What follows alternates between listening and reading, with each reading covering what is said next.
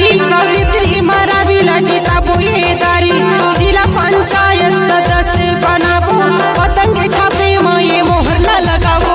ए भाई काकी काका ठपा ठप, मामी मामा ठपा ठप, नानी नाना ठपा ठप, दाई दाऊ ठपा ठप, ठापे ठप सब डहर है तो संगवारी हो ये पतंग छापाला बढ़िया निशाना लगाए के बढ़िया जमाए के ठापा ठप मुहरला लगाए दी है ना।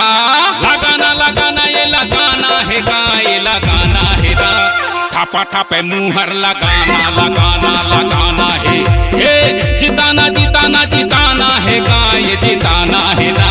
सावित्री दीपकला जिताना है। पतंग छाप जिंदाबाद, सावित्री मरावी जिंदाबाद। झन भुलैया संगवारी हो ये पतंग छाप वाला झन भुलैया और हमार दीपक सिंह मरावी ला झन भुलैया ना।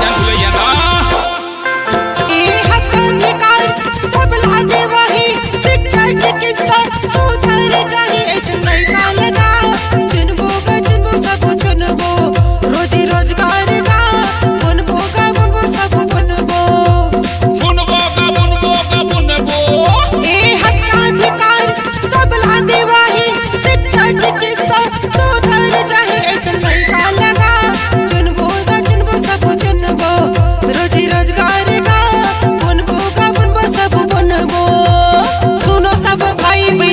महतारी सावित्री मरावीला जिताबो ये दारी जिला पंचायत सदस्य बनाबो पतंग छापे में ये मोहर लगाबो।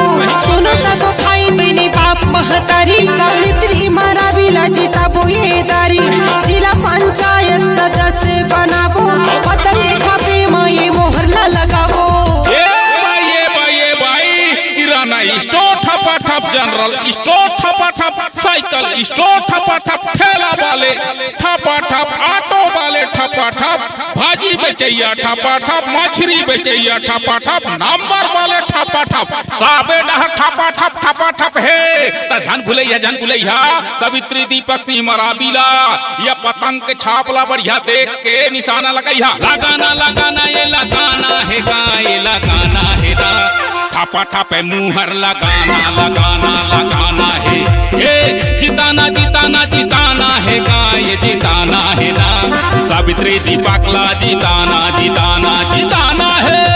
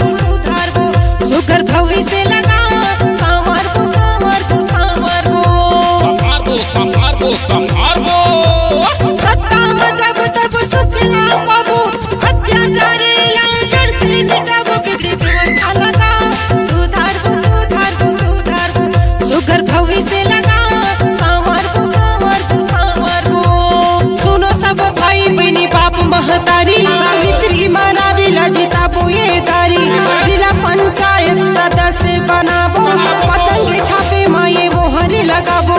सुनो सब भाई बहनी बाप महतारी सावित्री मरावीला जिताबो ये दारी जिला पंचायत सदस्य बनाबो पतंग छापे में ये मोहर लगाबो।